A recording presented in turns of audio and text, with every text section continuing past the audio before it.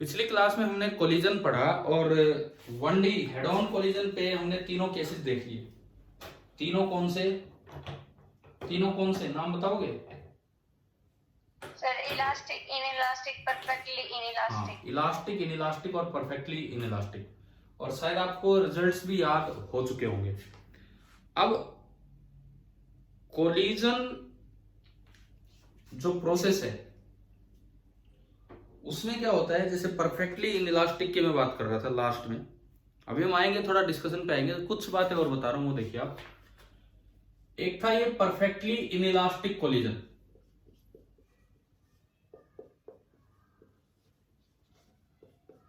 Perfectly inelastic collision. क्या ऐसा हो सकता है कि परफेक्टली इनइलास्टिक कोलिजन से पहले दोनों चीजें मोशन में थी और बाद में दोनों चीजें रेस्ट पे आ जाए? जो दो कोलाइडिंग ऑब्जेक्ट हैं, क्या ये पॉसिबल है कि परफेक्टली इनइलास्टिक कोलिजन से पहले दोनों मोशन में थे और बाद में दोनों रेस्ट पे आ जाए?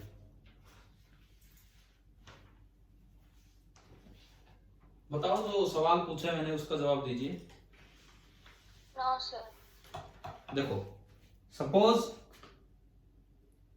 ये एक बॉल है, मास है m1, इसकी टक्कर से पहले स्पीड थी u1, हेड ऑन कोलिजन हो रहा है। ये दूसरी बॉल है, मास है m2 और इसकी टक्कर से पहले स्पीड इधर थी u2। एंड हम एक स्पेशल केस ले रहे हैं, स्पेशल केस की वैल्यूज इस तरह से एडजस्ट कर रखी हैं कि m1 u1 is equal to m2 u2, यानी कि टक्कर से पहले इन दोनों का मोमेंटम मैग्नीट्यूड में बराबर है। तो अब बताओ, आफ्टर द कोलिजन, और मैं कहता हूं ये परफेक्टली इनइलास्टिक कोलिजन है, मतलब E0 है, मतलब ये दोनों सेपरेट नहीं हो पाएंगे, टक्कर के बाद ये दोनों सेपरेट नहीं हो पाएंगे। तो अब बताओ कि क्या होगा, किधर चलेंगे, उधर चलेंगे कि इधर चलेंगे? देखो, टक्कर के बाद दोनों साथ चल रहे, मैंने मान लिया कि दोनों आगे चले, मैंने यूं माना कि भाई दोनों के दोनों आगे चल पड़े, इकट्ठा हो गया, एक मास आगे चल पड़ा। मोमेंटम कंजर्वेशन से ही v आ जाता है, वही v1 होता है, वही v2 होता है।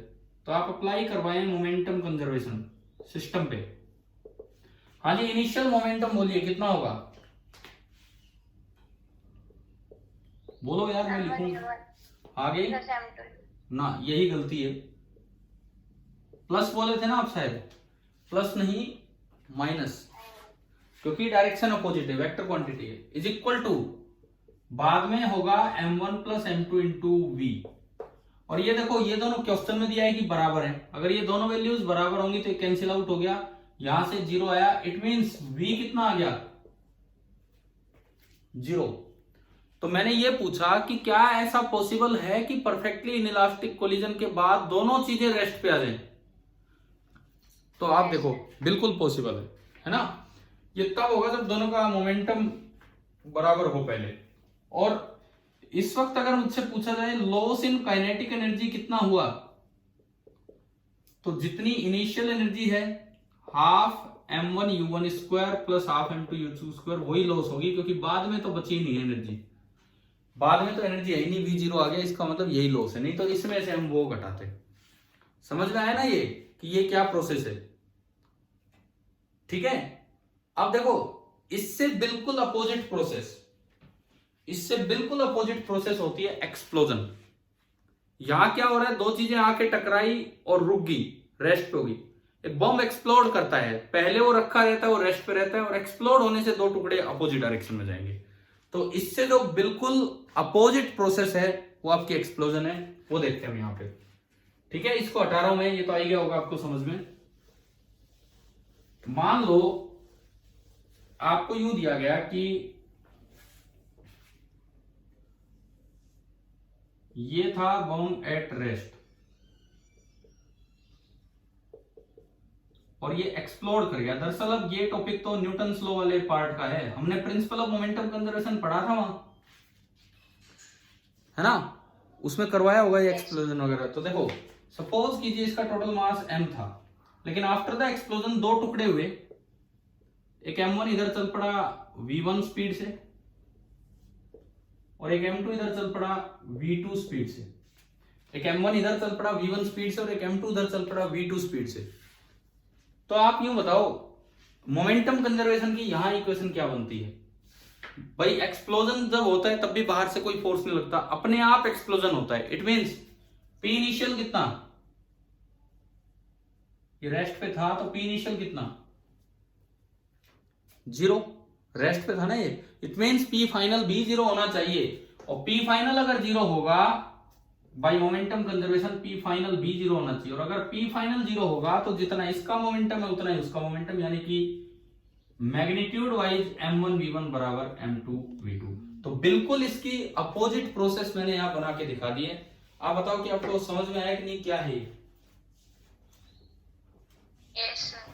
ठीक है, जैसे आपका परफेक्टली इनइलास्टिक कोलिजन का स्पेशल केस बना और दोनों बॉडीज रुक गई टक्कर के बाद, बिल्कुल इससे अपोजिट प्रोसेस है आपका कोलिजन, और कोलिजन हुआ और उसके बाद ये सब ऐसे हो गया। अच्छा, अब इसका यूज कहाँ है? ये जो कोलिजन बोल गया मैं, सॉरी, एक्सप्लोजन, बिल्कुल इससे अपोजिट प्रोसेस आपकी है एक्सप्लोजन, ये हमने यहाँ पे देखा। अब बात ये है कि इसका यूज कहाँ पे होगा? ये जो इस तरह की चीज है, ये जो आप 12th में पढ़ेंगे, लेकिन क्वेश्चन तो यहाँ भी आ सकते हैं। एनसीईआरटी बुक में इवन 12th के पावर रेडियो एक्टिव वो जो होते हैं न्यूक्लियर रिएक्टर, उनका भी क्वेश्चन दिया हुआ है। तो इस तरह की चीजें यूज हो जाती हैं। तो मैं आपको बताऊं कि ये चीज कैसे अल्फा डीके में यूज होती है, अब ध्यान देना। अल्फा डीके में एक्सप्लोजन का ये जो कॉन्सेप्ट हमने पढ़ा, ये हम देखेंगे कि कैसे यूज होता है। ये मत सोचना कि ये 12th का टॉपिक है, 12th में इसका यूज है, लेकिन वो पार्ट हम अभी पढ़ सकते हैं, क्वेश्चंस आ जाते हैं, एनसीईआरटी बुक में दिए हुए हैं इन पे सवाल। देखिए, मान लो इसे मैं कहता हूं, ये नाम सुना है क्या कभी, alpha decay? Yes sir. Chemistry में या साइंस में 10th में? साइंस में 10th में। अच्छा ठीक है। तो ये जो अल्फा डीके होता है, इसमें क्या होता है सुनिए। एक हैवी न्यूक्लियस होता है, एक हैवी न्यूक्लियस होता है XZA, ये सिंबल, ये एटॉमिक नंबर, ये मास नंबर, इसको बोलते हैं parent nucleus. And this parent nucleus is at rest. ये जो पेरेंट न्यूक्लियस है ये आपका रेस्ट पे होता है, ये पेरेंट न्यूक्लियस आपका रेस्ट पे है। और एक्सप्लोजन हुआ, एक्सप्लोजन नहीं होता, रेडियो एक्टिव डीके होता है, लेकिन एक्सप्लोजन की तरह दो टुकड़े होंगे, इसमें से एक अल्फा पार्टिकल बाहर निकल आता है। अल्फा पार्टिकल क्या होता है सुने, आप मुझे ये बताओ इसके अंदर कितने प्रोटॉन है और कितने न्यूट्रॉन है? इस चीज के अंदर, इसके अंदर कितने प्रोटॉन है और कितने न्यूट्रॉन है? सर जेड प्रोटॉन है। हाँ, जेड प्रोटॉन है, और न्यूट्रॉन कितने हैं? ए माइनस जेड। ए माइनस जेड न्यूट्रॉन है। अब इसमें से एक अल्फा पार्टिकल सेपरेट होता है। क्या आप जानते हो अल्फा पार्टिकल में क्या क्या चीजें होती है? किस चीज को हम अल्फा पार्टिकल बोलते हैं? Just a collection of 4 particles, 2 neutron 2 proton, this is known as alpha particle. और कुछ नहीं होता अल्फा पार्टिकल। अल्फा पार्टिकल को कई बोलते हैं जैसे हीलियम का न्यूक्लियस, तो इसीलिए बोल देते हैं क्योंकि हीलियम के न्यूक्लियस में भी यही 4 चीजें। अब एक्स के अंदर हीलियम कहां से आएगा, ये तो कुछ और हैवी न्यूक्लियस है। तो इसके अंदर से अल्फा पार्टिकल निकलता है, और अल्फा पार्टिकल निकलने का मतलब है 2 प्रोटॉन और 2 न्यूट्रॉन अलग हो जाते हैं, और इसका सिंबल ये दिया जाता है हीलियम न्यूक्लियस। ये अब देखो, ये रेस्ट पे था और अपने आप एक्सप्लोजन की तरह काम हो रहा है, तो P इनिशियल कितना है? 0। एक्सप्लोजन में भी मोमेंटम कंजर्वेशन रहेगा, बाहर से कोई फोर्स नहीं लगा, तो P फाइनल भी कितना होना चाहिए हमारा? 0 होना चाहिए। P फाइनल भी बिल्कुल आपका 0 होना चाहिए। समझ में आ रहा है ना ये? ठीक है। तो अगर एक टुकड़ा उधर निकला है तो एक बड़ा टुकड़ा, क्योंकि वो छोटा सा ही पार्ट गया है, उसे मैंने Y बोल दिया, वो इधर भागेगा। ये बिफोर डिके है, ये आफ्टर द डिके है। अब Y का नंबर क्या होगा भाई? X में Z प्रोटॉन थे, 2 गए, तो ये कितना नंबर हो गया? Z-2। आ रहा है क्या नंबरिंग कैसे की हमने? तो ऊपर वाला नंबर बताओ क्या होगा? ऊपर वाला नंबर,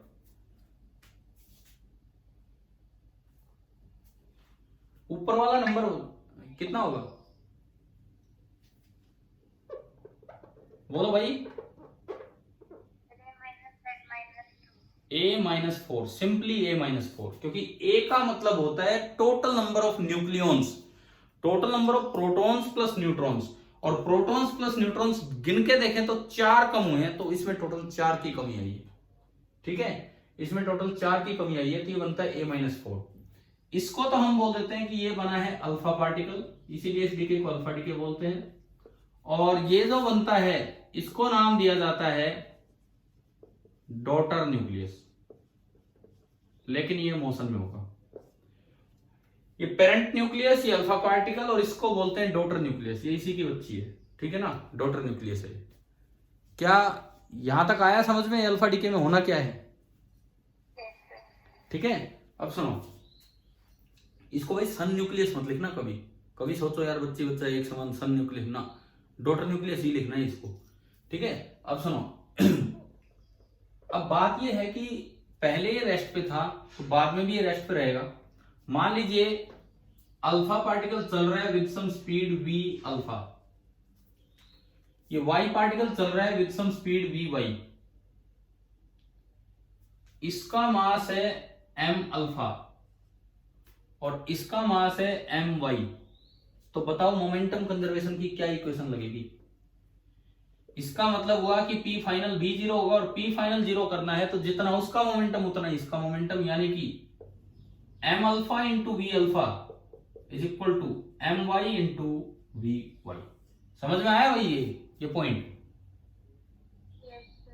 ठीक है, तो दोनों इस तरह से अल्फा डीके में इस तरह से ब्रेकिंग होती है कि दोनों का मोमेंटम सेम रहेगा। अगर ये इनिशियली पेरेंट न्यूक्लियस रेस्ट पे था तो जितने मोमेंटम से वो जाएगा उतने से। ये क्या चल रहा है जो हम कर रहे थे परफेक्टली इनइलास्टिक कोलिजन, जो लास्ट में लिया, बिल्कुल उससे रिवर्स प्रोसेस क्या होगी?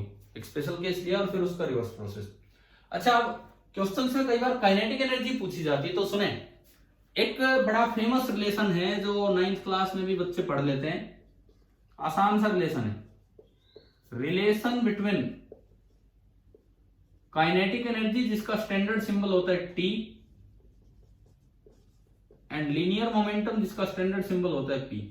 अब ग्रेजुएशन के बच्चे तो काइनेटिक एनर्जी को T से डिनोट करते रहते हैं, लेकिन हम के करते रहते हैं। K कोई सिंबल नहीं होता है, पोटेंशियल एनर्जी का U होता है, काइनेटिक एनर्जी का T होता है। ठीक है, ये स्टैंडर्ड सिंबल है, बाकी अब ना यूज करो तो कोई फर्क भी नहीं पड़ता उस चीज से। लो, आपको अच्छा लगे K तो ये लो भाई K। अब K और P में क्या रिलेशन होता है? देखिए, बड़ा आसान रिलेशन है। कोई पार्टिकल है, मास है में v स्पीड से जा रहा है, बताओगे इसका मोमेंटम कितना होगा? बोलो, बोला करो, आप चुप मत रहा करें। मोमेंटम कितना होगा? अब देख के बोल दो एक बार, मोमेंटम कितना होगा? mv। काइनेटिक एनर्जी कितनी होगी? Half mv square. मुझे स्पीड को एलिमिनेट करना है और p और k में रिलेशन चाहिए, तो आप v की वैल्यू यहां से देखो, यहां से v कितना है फर्स्ट इक्वेशन से, v p अपॉन m, और ये इसमें पुट किया तो k बराबर आया half into m into P square upon m square. एक m से एक m गया, तो एक बड़ा स्टैंडर्ड रिलेशन होता है काइनेटिक एनर्जी, उसे t लिखो चाहे k लिखो, kinetic energy is equal to P square by 2m। ठीक है, अब मैं आपको बताऊं, ये रिलेशन क्या पहले भी सीखा होगा, कभी तो देखा ही होगा, ये तो बड़ा स्टैंडर्ड सा रिलेशन है। ठीक है, और नहीं देखा है, आज ही देखा, तो इसे याद रखिए। इस पे मैं बताता हूं एरर के कैसे सवाल आते हैं। एरर के किस तरह के क्वेश्चन आते हैं, सुनिए। आपका रिलेशन है kinetic energy is equal to P square by 2m। सवाल आएगा कि एक पार्टिकल ने अपनी स्पीड बढ़ाई, उससे उसका मोमेंटम 2% बढ़ा, 2%, या मान लो चलो 1% बढ़ा, केवल 1%, तो बताओ उसकी काइनेटिक एनर्जी में कितना परसेंटेज चेंज होगा? बताइए। रिपीट करना प्लीज। मेरा सवाल ये है, लिखने की जगह नहीं है, मैं वैसे बोल रहा हूं, एक पार्टिकल है, चलते चलते उसका momentum increases by 1%, what is the percentage change in its kinetic energy?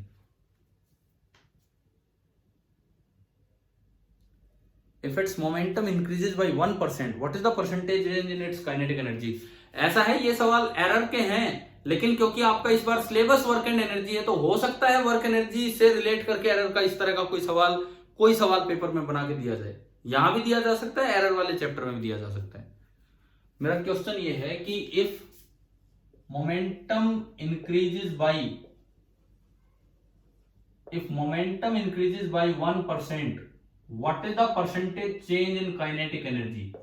क्या नहीं किए क्या ऐसे सवाल हमने कभी एरर के समय, प्रोपेगेशन ऑफ एरर नाम से?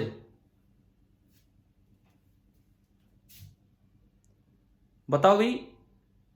एक बार हम करते थे सम और डिफरेंस, फिर एक बार हम करते थे प्रोडक्ट एंड क्वोशेंट, फिर हम करते थे रेज टू पावर। कुछ तो याद आया होगा अब तक, इतना बोल दिया मैंने एरर के बारे में। आप बताओ प्रोपेगेशन ऑफ एरर कैसे आगे बढ़ता था? 1/2m तो कांस्टेंट है, पार्टिकल का मास तो चेंज हो नहीं रहा, तो इधर तो k है और इधर p का स्क्वायर है। तो क्या आपको ये याद आ रहा है कि परसेंटेज चेंज ऐसे निकालते थे, पावर को आगे मल्टीप्लाई करते थे? हाँ भाई, साफ है क्या सब कुछ? नहीं ध्यान क्या हाँ है? सर, यस है ना, ये याद है ना आपको ये चीज कि पावर 2 है तो 2 को आगे मल्टीप्लाई कर दो फॉर स्मॉल परसेंटेज चेंजेस। करवाया था उस समय एरर में, ठीक है। सर। अगर अब मास में तो कोई चेंज हो, तो बताओ मुझे इसका जवाब दो कि momentum increases by 1%, what is the percentage change in kinetic energy? अब तो बोलिए, अब तो जवाब दीजिए यहां से देख के। If momentum increases by 1%, what is the percentage change in kinetic energy? अरे फॉर्मूला लगा के जवाब दो यार, मैंने बोर्ड पे लिखा है फॉर्मूला सबसे ऊपर। Percentage change in kinetic energy is equal to 2 times power times percentage change in momentum. तो if momentum increases by 1%, what is the percentage change in kinetic energy?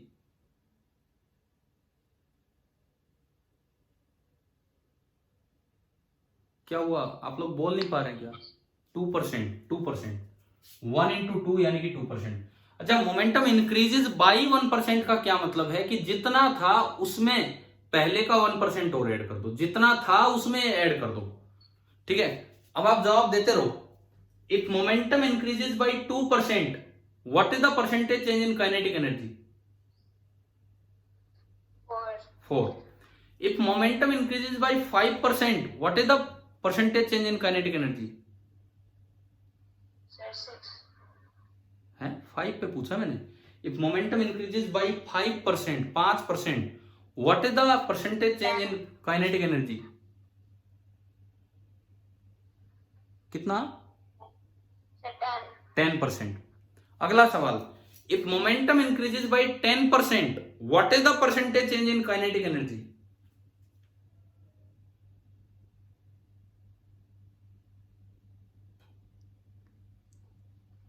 क्या?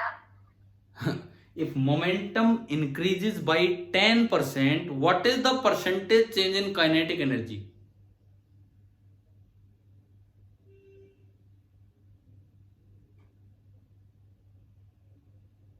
बोलो यार, क्लास में कुछ तो बच्चे हैं प्रेजेंट और वो भी जवाब नहीं दे रहे हैं, कम से कम 15 के करीब। एक बार दोबारा सुनो, जब P में मोमेंटम में परसेंटेज चेंज 1 का हुआ तो काइनेटिक एनर्जी में 2 का, इसमें 2 का हुआ तो उसमें 4 का, इसमें 5 का हुआ तो उसमें 10 का, इसमें 10 का होगा तो उसमें कितने का होगा? 20। अब पता है इसमें 50 का होगा तो आप कहेंगे 100 का, इसमें 100 का होगा तो आप कहेंगे 200 का। ये गलती बढ़ती जा रही है। वो जब ये फॉर्मूला लगाते हैं ना, मैं उसी चीज को हाईलाइट कर रहा हूं यहाँ, जब आप ये फॉर्मूला लगाते हैं तो this is valid only for small percentage changes. आप एक बात याद रखो, 10% तक जाते जाते भी गलती आने लग जाएगी। ये फॉर्मूला कहता है कि अगर मोमेंटम 10% बढ़ा हो तो काइनेटिक एनर्जी 20% बढ़ेगी, जबकि सच्चाई तो यह है कि काइनेटिक एनर्जी 21% बढ़ती है। चलो यहां तो 1% का ही फर्क है, और हायर लेवल पे चलोगे 50, आप 100% पे जाओगे वो 200 दिखा रहे, जबकि असल में हो सकता है 300% बढ़ रहा, तो बहुत चेंज बढ़ता चलेगा। तो आपको 10 से कम पे ही लगाना है। मान लो क्वेश्चन आ जाए कि P इंक्रीजेस बाई 10%, और वहां ऑप्शन में एक ऑप्शन 20% है और एक 21% है, तो आप कैसे डिसाइड करेंगे कौन सा? देखो तरीका सुनो उसका, ध्यान से सुनो, बिकॉज सारे चैप्टर्स इंटर रिलेटेड होते हैं। वो एरर कोई इसीलिए तो पढ़ा था कि आगे कहीं भी यूज करना हो तो यूज कर लें। देखिए, मान लो आपका सवाल है, और बल्कि मैं कहता हूं आगे से याद रखो, P और K के रिलेशन में ये जो एरर वाला क्वेश्चन है बड़े कॉमन होते हैं। और 10% पे जाके बच्चे गलती करने लग जाते हैं। 10 से पहले तो सब ठीक करे आते हैं, ये रिलेशन दिमाग में रहता है, 10% पे जाके गलती करने लगते हैं। अब सुनो, 10% चेंज का क्या मतलब है? मान लो पहले उसकी स्पीड थी v, तो मोमेंटम तो था mv, और काइनेटिक एनर्जी जिसको आप t भी लिख सकते हैं, k भी लिख सकते हैं, हाफ mv²। अब बोला कि मोमेंटम इंक्रीजेस बाय 10%। अब मोमेंटम बढ़ा है तो मास तो बढ़ा नहीं होगा, स्पीड ही बढ़ी होगी, यानी कि इसकी जो स्पीड है वो होगी v plus 10% of v। Increases by का मतलब है इतना ऐड कर दो, इंक्रीजेस टू का मतलब होता है कि फाइनल वैल्यू इतनी कर दो। कहीं लिखा हो इंक्रीजेस टू 150%, मतलब फाइनल वैल्यू 150% कर दो। इंक्रीजेस बाय 10% मतलब पहले का 10%।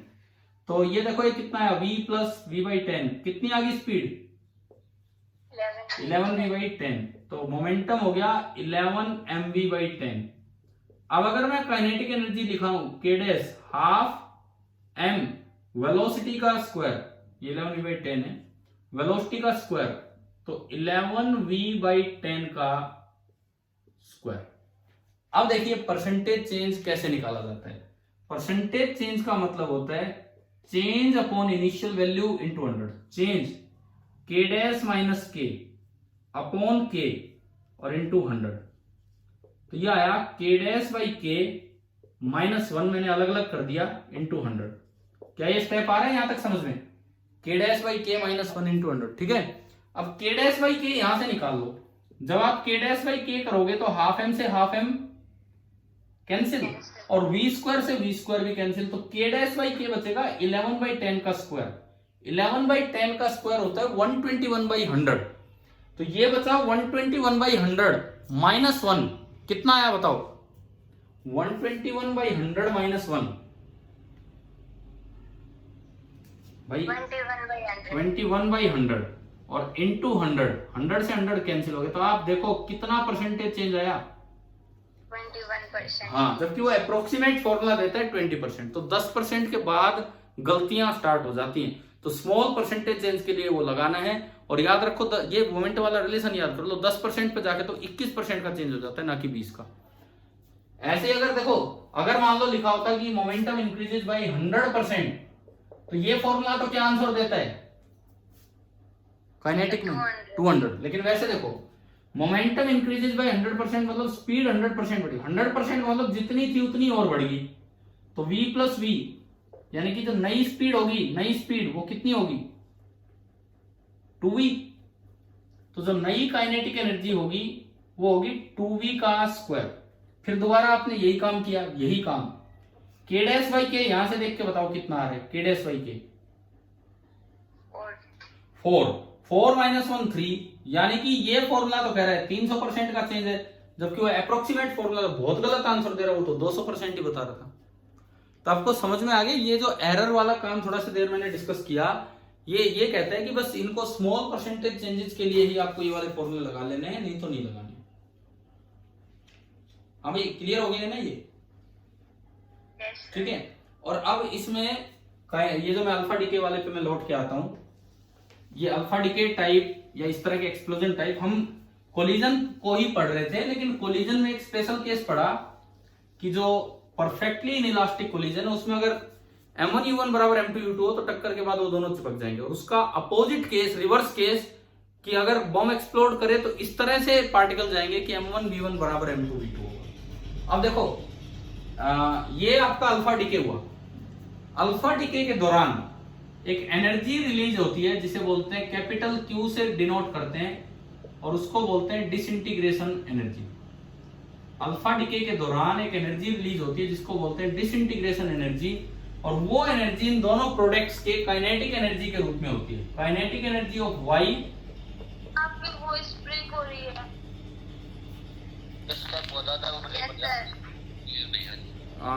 एक minute, kinetic energy of Y plus kinetic energy of alpha, नहीं सुनाई दे रहा?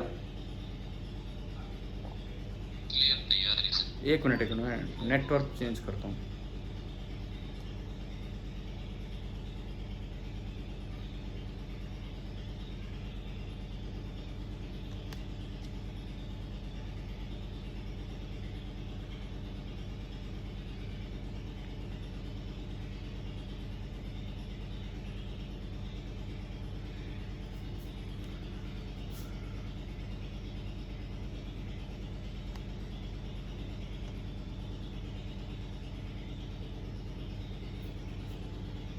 तो इसमें ये जो क्यू है, मैं एक बार नेटवर्क चेंज करता हूँ, उसके बाद दोबारा से हम देख रहे हैं इसमें।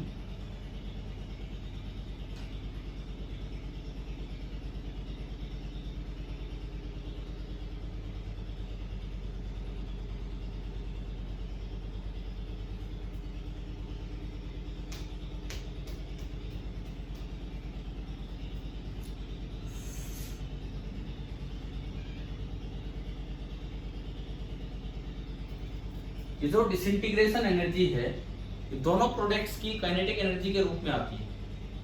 अब बात ये है,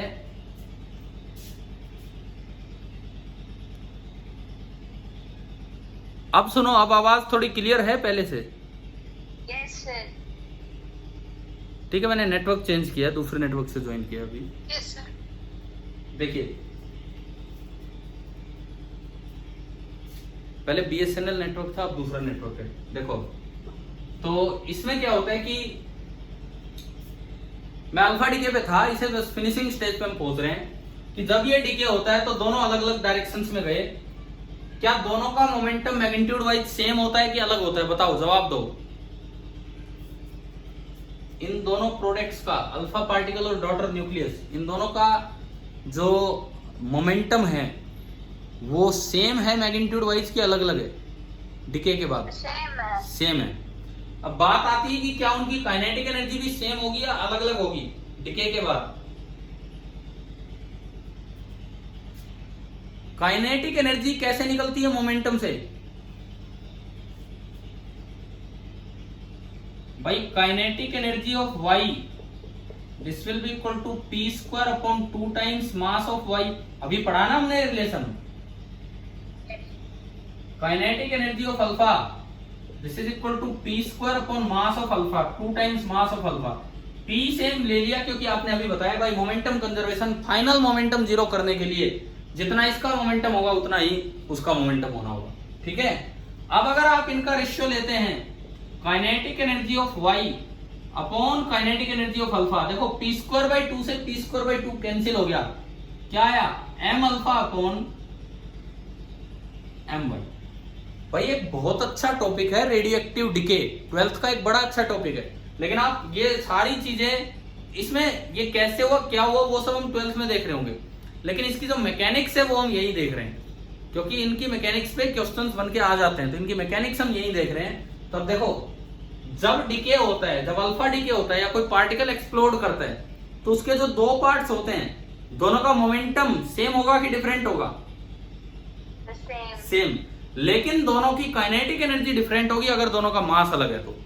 और पूछा आपसे कि भाई बताओ, हैवी पार्टिकल ये है, लाइट ये है, ये तो जरा सा निकला, बहुत ज्यादा रह गया। हैवी पार्टिकल की काइनेटिक एनर्जी ज्यादा होगी या लाइट पार्टिकल की काइनेटिक एनर्जी ज्यादा होगी? ये देखो, ये डायरेक्ट रेशियो है कि इनवर्स रेशियो है? ये डायरेक्ट रेशियो है कि इनवर्स रेशियो है? ऊपर y है तो यहाँ नीचे y है, यहाँ नीचे अल्फा है तो यहाँ ऊपर अल्फा है। तो बताओ, काइनेटिक एनर्जी मास के डायरेक्टली प्रोपोर्शनल है कि इनवर्सली? इनवर्सली। काइनेटिक एनर्जी इस एक्सप्लोजन में या इस डिके में इनवर्सली प्रोपोर्शनल है। मतलब जो हैवी पार्टिकल होगा, जिसका मास ज्यादा होगा, उसकी काइनेटिक एनर्जी कम होगी, और जिसका मास कम होगा उसकी काइनेटिक एनर्जी ज्यादा होगी। आप बताएं कि आपको ये वाला पॉइंट क्लियर हुआ कि नहीं डीके से रिलेटेड? ठीक है, इसके बाद देखो, आगे बढ़ते हैं हम। ये तैयार रहना इस तरह के सवालों के लिए, हो सके, वो तो डिपेंड करता है भाई टीचर ने किस तरह का पेपर बनाया है। नहीं तो अगर हो सके तो एक परसेंटेज एरर पे एक सवाल यहां डाल दिया जाता है बहुत बार, और वो यहीं के आसपास डालते हैं 10 के बाद, क्योंकि गलती के चांस है 10 के बाद बच्चा 2 टाइम्स कर आएगा, जबकि असल में वो कुछ और होगा। 10 या 10 के बाद जाके गलती हो जाती है। तो ऐसे क्वेश्चंस के लिए तैयार रहना, अगर पेपर में आए तो गलती मत कर देना ये परसेंटेज एरर वाले क्वेश्चंस में। ठीक है, समझ में आ गया ना ये वाला कॉन्सेप्ट?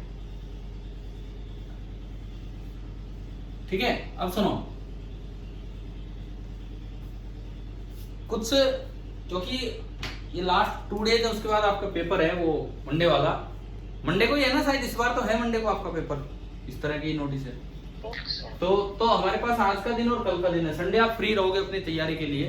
तो मैं कुछ कोलिजन पे बहुत आगे ना जाके थोड़ा बहुत डिस्कशन लेता हूँ, कुछ डाउट्स हैं वो लेता हूँ, और कुछ चीजें मैं भी बता रहा हूँ इन्हीं में कि कैसे देखनी है, क्या करना है क्या नहीं, डाउट्स के साथ साथ ही। सबसे पहली बात मैं बार बार ये बोल रहा हूँ, सर्कुलर को रिवाइज जरूर करके जाना। आसान पार्ट है सर्कुलर, ऐसा ना हो कि वर्टिकल सर्कुलर के चक्कर में पड़े रहें। हॉरिजॉन्टल सर्कुलर में बहुत कुछ था। आपको ध्यान है रिवॉल्विंग रोड में टेंशन, ठीक है, या बैंकिंग ऑफ रोड्स, उनमें V max V minimum Yes, ध्यान sir. दुनिया भर के, या फिर वो एचसीबी का क्वेश्चन था बॉल में घुमा रखा है, बड़े इंपॉर्टेंट क्वेश्चन है यार, वो बॉल में घुमा रखा है और पार्टिकल स्लिप नहीं कर रहे, तो वो सारे के सारे केसेस। तो हम थोड़ा थोड़ा रिवीजन भी लेंगे और कुछ में पहले डाउट्स भी ले लेता हूं। देखिए, एक तो कुछ सवाल पहले मैं पूछता हूं, ऑब्जेक्टिव सेकंड में कोई प्रॉब्लम है किसी को? एचसीबी ऑब्जेक्टिव सेकंड के किसी क्वेश्चन में? No, sir. सारे हो गए, 10 के 10 सवाल हो गए आप लोगों से? Yes, sir. किए होंगे, ठीक है। अब सुनो, एचसीबी में जो कुछ प्रॉब्लम्स भेजी हैं, थोड़ी बहुत, मैं पूरी डिस्कस जितनी भेजी इतनी आप लोगों ने। एक बच्चे ने भेजा क्वेश्चन नंबर 22। एक बार आप अपनी बुक खोलिए, ऐसा नहीं है कि लास्ट तक डिस्कशन ही चलेगा, हम बहुत कुछ इनके साथ साथ सीख रहे होंगे। आप इस सवाल पे आओ, HCB page number 133, question number 22।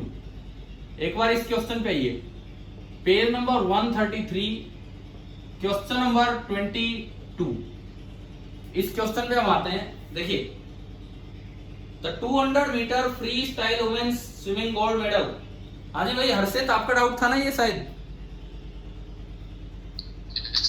ठीक है, देखते हैं। तो 200 metre freestyle women's swimming gold medal at Seoul Olympic 1988 went to Eve Friedrich of East Germany when she set a new Olympic record of 1 minute and 57.56 second. इतने कम समय में उन्होंने swimming करके दिखा दी थी। Assume that she covered most of the distance with a uniform speed।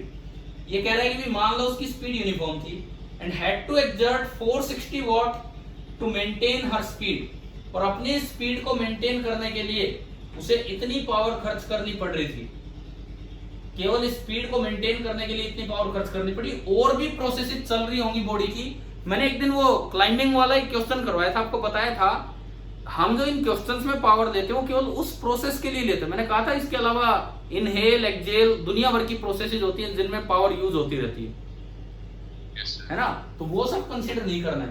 तो ये कहता है कि 460 वोल्ट पावर यूज की गई, तो calculate the average force of resistance offered by the water during the swim. तो जब वो चल के जा रही थी तो वाटर ने कितना रेजिस्टिव फोर्स उस पे लगाया, ये आपको बताना है। देखो, जिसका डाउट नहीं भी हो वो भी ध्यान दे, कुछ ना कुछ तो आप सीख ही रहे होंगे कि कैसे क्या करना है।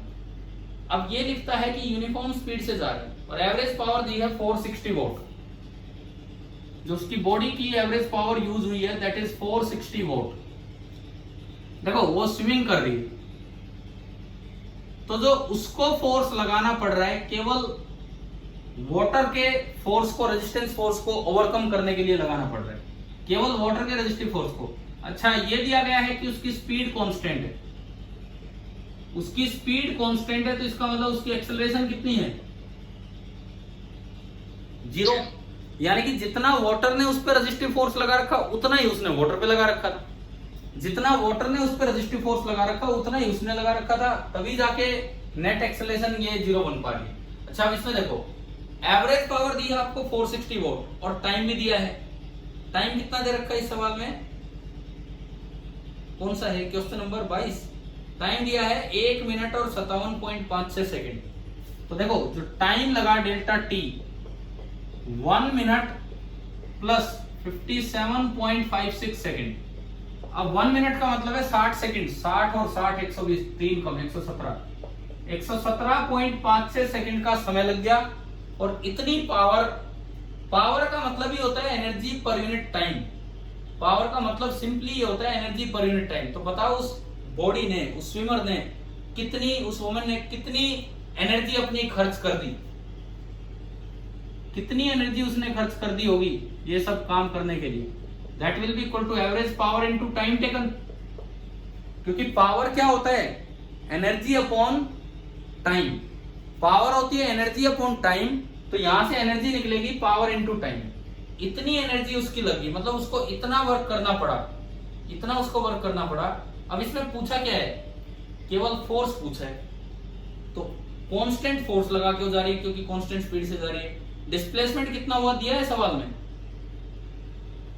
200 मीटर। पहली लाइन में लिखा है, पहली लाइन में लिखा है कि डिस्प्लेसमेंट हो रहा है 200 मीटर, डिस्प्लेसमेंट हो रहा है 200 मीटर, यानी कि उस पर फोर्स कुछ भी एफ लगा होगा, तो जो वर्क डन होगा that will B F into S into cos 0 1, यानी कि एफ इंटू 200। इतना वर्क उसने किया है, इतना वर्क उसने किया, जितना वर्क किया उतनी एनर्जी यूज होगी। तो आपकी इक्वेशन बनेगी average power into delta T, energy जो उसकी खर्च हुई है, दैट इज इक्वल टू कितना फोर्स अप्लाई किया इंटू 200, यानी कि force applied by the woman आ गया एवरेज पावर 460 इंटू टाइम 117.56 बटे 200। इतने न्यूटन फोर्स वुमन ने लगाया, और क्योंकि उसकी एक्सेलरेशन 0 है, तो इसका मतलब या बाय न्यूटन थर्ड लॉ बोल दो, जितना फोर्स वुमन लगा रही है उतना ही वाटर का एयर रेजिस्टेंस फोर्स था। क्या ये समझ में आ गया कि नहीं, वाटर रेजिस्टेंस फोर्स कैसे निकाला? Yes sir. ठीक है, ये तो आपका हुआ सवाल नंबर 22। एक क्वेश्चन नंबर 36 भेजा है। भावना आप हो क्या क्लास में? अच्छा मैं भावना एक मिनट बताओ, क्लास में हैं आप अभी? ठीक है, अगला सवाल हम 36 लेंगे, लेकिन उससे ठीक है, उससे पहले मैं पावर पे कुछ बताता हूँ। ये जो इसमें वर्ड आ रहा है पावर, इसी से रिलेट करके मैं एक दो चीजें आपको बताता हूँ ताकि क्लियर हो, क्योंकि पावर पे भी हमने एक दो लेक्चर्स लिए थे। अब ये 9th 9th की क्लासेज में तो इस तरह के पॉइंट्स पढ़ाए भी हैं, आपको भी बता देते हैं। देखिए, जैसे क्वेश्चन डिस्कस हुआ, इसमें पावर वर्ड का यूज हो रहा है, तो मैं पावर से रिलेट करके ही एक और चीज आपको बता रहा हूं। हमने ये पढ़ा था कि इंस्टेंटेनियस पावर का फॉर्मूला होता है एफ डॉट वी। बताएं, इंस्टेंटेनियस पावर का फॉर्मूला पढ़ा था एफ डॉट वी। सपोज जिधर फोर्स लग रहा है, अक्सर ऐसा ही होता है, उसी डायरेक्शन में आप मूव कर रहे हो बॉडी, तो दोनों के बीच का एंगल 0, तो पावर निकल के आ गई F into V into cos 0। Power निकल के आ गई एफ इंटू वी। अब ये रिलेशन ही कई बार कंफ्यूज कर देता है। क्या power directly proportional to V है कि नहीं? पहले तो ये बताओ। Yes sir. ना, ऐसे आप नहीं बोल सकते। डिपेंड करता है कि फोर्स कांस्टेंट है कि नहीं। यहां से 3-4 बातें बनती हैं, थोड़ा ध्यान से देखना है। देखो, केवल एक फॉर्मूला कंफ्यूज कर देता है हमें। हम ये तब बोल सकते हैं P directly proportional to V only if उस पूरे मोशन के दौरान F क्या रहा हो, कांस्टेंट। उस पूरे मोशन के दौरान अगर F कांस्टेंट रहा है तो P directly proportional to V है। अगर सवाल में दे रखा हो कि F is directly proportional to V, अब बताओ P क्या होगा, V पे कैसे डिपेंड करेगा? अगर क्वेश्चन में ही कुछ ऐसा दिया हो तो अब बताओ P V पे कैसे डिपेंड करेगा? बोलो, जवाब दीजिए। दोबारा बोलो, क्या बोला है? P किस पे डिपेंड करेगा, V पे कैसे? देखो, F directly proportional to V का मतलब है F बराबर KV, तो पावर बराबर हो जाएगा K into V into V, और K कांस्टेंट है, और कांस्टेंट और इक्वल टू हटा के आप बोल सकते हैं P is proportional to V square. अगर सवाल में आ जाए कि F is inversely proportional to V, अब बताओ पावर V पे कैसे डिपेंड कर रही है? अब आप बताइए कि पावर V पे कैसे डिपेंड कर रही है?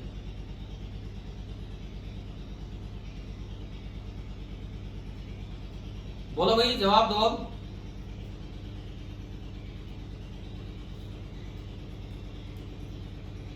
हाँ जी, अब पावर V पे डिपेंड कर भी रही है कि नहीं कर रही है? No sir. नहीं करेगी। आप F की जगह K बाई V रखोगे तो K by V into V v से v कैंसिल, यानी कि power is proportional to v raised power 0। तो यार ये कंफ्यूज मत हो जाना कभी, बस ये हमें तो रिलेशन पता है तो p directly proportional to v बोलिए। डिपेंड करता है कि फोर्स v पे कैसे डिपेंड कर रहा है उस पे। और मान लो फोर्स का v पे वेरिएशन ना दे रखा हो, ये दे रखा हो कि फोर्स, एक बार मैंने लिया डायरेक्टली प्रोपोर्शनल टू v।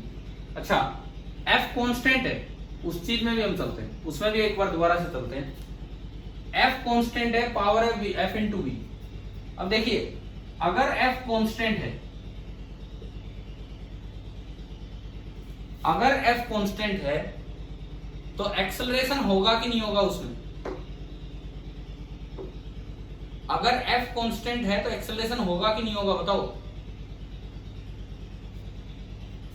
भाई। अगर f है तो एक्सेलरेशन है, और वो एक्सेलरेशन भी कांस्टेंट है। और अगर वो एक्सेलरेशन कांस्टेंट है तो आप इस तरह की इक्वेशन लगा सकते हो, v is equal to U plus A T, है ना। मान लो रेस्ट से शुरू हुआ, स्पेशल केस, मान लो रेस्ट से स्टार्ट हुआ, तो रेस्ट से स्टार्ट हुआ तो v u जीरो, यानी कि v बराबर आ गया a इंटू टी, v बराबर आ गया a इंटू टी। मैं अब आपको एक और चीज इसमें दिखाता हूं, यहां से a कितना आ गया, v बाई नहीं, है ना। अब f होता है m इंटू ए, तो f आ गया m into V by T. और जब आप इस f को इसमें पुट करेंगे तो पावर हो जाएगी M V square by T. अब मुझे बताओ कि पावर v के प्रोपोर्शनल है कि v स्क्वायर के प्रोपोर्शनल है?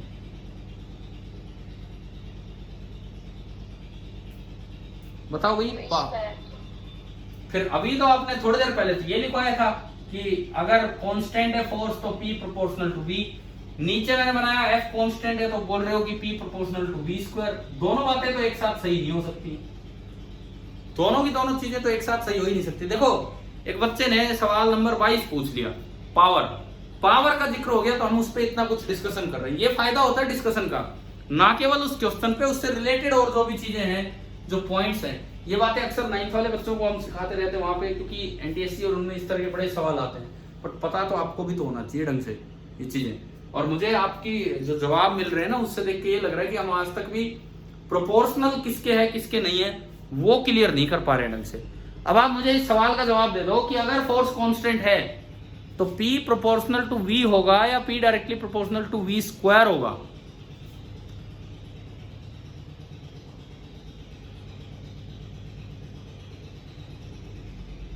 हाँ जी बोलिए।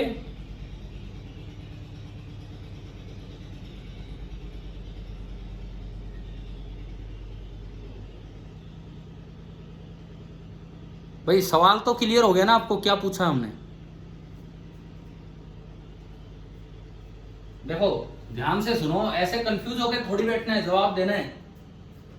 सिचुएशन ये है कि ये कोई पार्टिकल है, मास इसका m है, इनिशियल स्पीड है 0,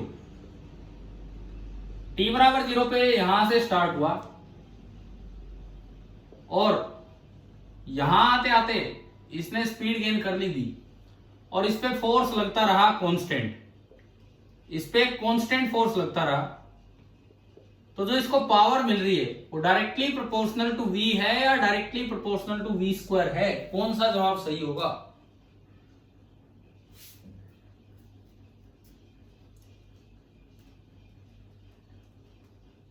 बोलो कैसे करें, कौन सा जवाब सही होगा?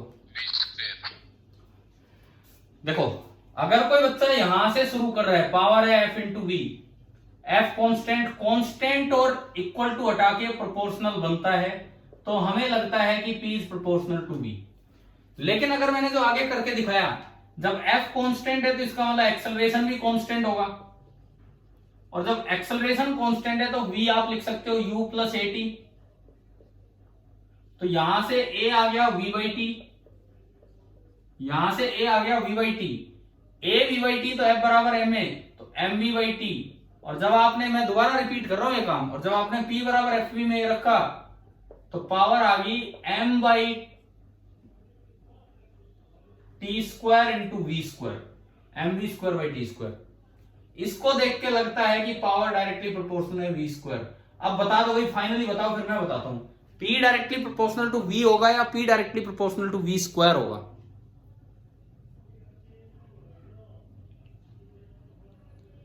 जब भी प्रोपोर्शनलिटी साइन लाए, इक्वल टू के अलावा जो हटाएं वो कांस्टेंट होना चाहिए। आप इस पे आओ, P बराबर एफ वी, क्या F कांस्टेंट है कि नहीं? Yes, sir. तो आप बिल्कुल इसको और इसको हटा के प्रोपोर्शनल लगा सकते हो। अब इस पे आओ, इसमें जो इक्वल टू के साथ चीज है वो है m बाई टी स्क्वायर। मास तो कांस्टेंट है, लेकिन जैसे जैसे मोशन हो रहा है क्या टाइम बढ़ नहीं रहा है? Yes, sir. तो क्या टी स्क्वायर कांस्टेंट की कैटेगरी में आएगा? नहीं, ये तो power as a function of v and t आ गया। यहां आप ये चीज नहीं बोल सकते, यहां आप ये चीज नहीं बोल सकते। देखो ये छोटे छोटे सवाल कंफ्यूज कर जाते हैं बच्चों को। क्या ये रिलेशन गलत है? तो मेरा सवाल ये है, क्या ये रिलेशन गलत है? ये वाला, ये रिलेशन तो सही है लेकिन ये गलत है, ये लिखना गलत है क्योंकि t कांस्टेंट नहीं। ये रिलेशन सही है, इसमें कोई दिक्कत नहीं है, परंतु यहां पावर दो वेरिएबल के फंक्शन में आ रहा है v और t। अगर आप इससे देखते हैं ये रिलेशन भी सही है, यहां पावर एक ही वेरिएबल के, तो अगर v पे प्रोपोर्शनलिटी देखोगे तो ये सही है और ये आपका गलत हो जाएगा। अभी बताओ, क्या ये इस तरह का कंफ्यूजन पावर से रिलेटेड नहीं रहेगा ना आगे आगे कभी भी कोई सवाल आते तो? ठीक है, देखो हमने अलग अलग तरह के केसेस बनाए और फिर इस केस को एक बार दोबारा से आपको कंफ्यूज करके बताया भी क्या होता है क्या नहीं। ठीक है, चलो ये सियोल ओलंपिक तो हो गया, इससे हमने ये भी डिस्कस किया कि पावर कैसे देखी जाती है। इसके बाद हम चलते हैं अगले डिस्कशन पे, अगर उसमें भी कुछ और मिलेगा तो जरूर डिस्कस करेंगे। सवाल नंबर 36 भेजा था भावना ने। क्वेश्चन नंबर 36 देखिए अपनी बुक में, ये फिगर भी बना हुआ है, वहीं से हम देख लेते हैं।